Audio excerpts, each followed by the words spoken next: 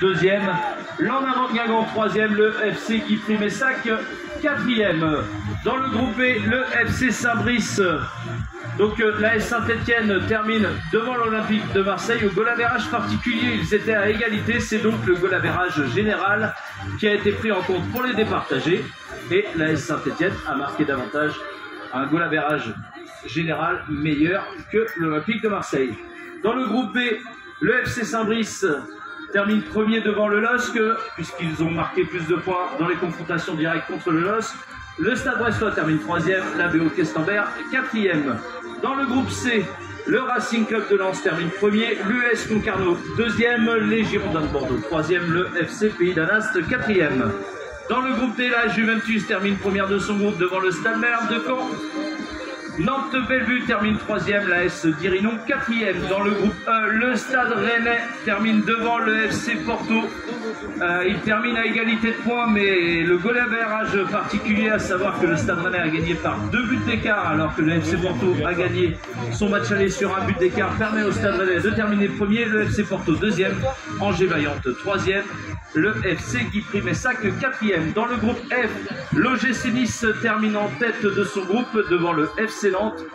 L'AC Houille, le tenant du titre de l'Europa League, est troisième, tandis que la JA Pipriac est quatrième. Dans le groupe G, l'AS Monaco termine premier de son groupe devant Montpellier.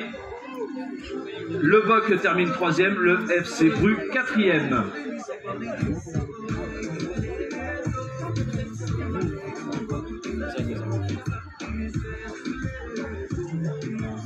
Donc dans le groupe G, c'est la même règle. Décidément, il y a beaucoup de goal average particuliers, vraiment des groupes ultra serrés, puisqu'on a le goal average particulier qui s'applique dans le groupe A, dans le groupe B, dans le groupe E, et nous l'avons également dans le groupe G. Donc l'AS Monaco premier, Montpellier deuxième, le BOC troisième, le FC Bru quatrième. Dans le groupe H, nous avons l'ACBB qui termine en tête de son groupe devant l'Olympique Lyonnais. Le SCO d'Angers termine troisième, tandis que le Sporting Club de Nantes termine quatrième.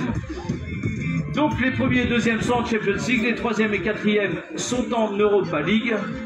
On fonctionne tout le temps sur des matchs aller-retour pour la seconde phase.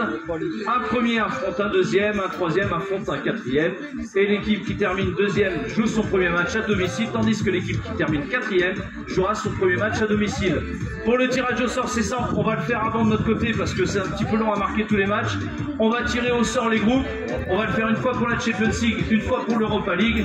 Pour la Champions League, si on tire par exemple le groupe A contre le groupe F, et ben on prendra le premier et deuxième du groupe A et on croisera avec le premier et deuxième du groupe F. On refait un même tirage ensuite pour l'Europa League, et si on tombe contre le groupe D contre le groupe E, ben on prendra le troisième du groupe D contre le quatrième du groupe E et inversement, et on prend comme ça pour toute la suite. On fait le tirage et on revient vers vous d'ici quelques minutes.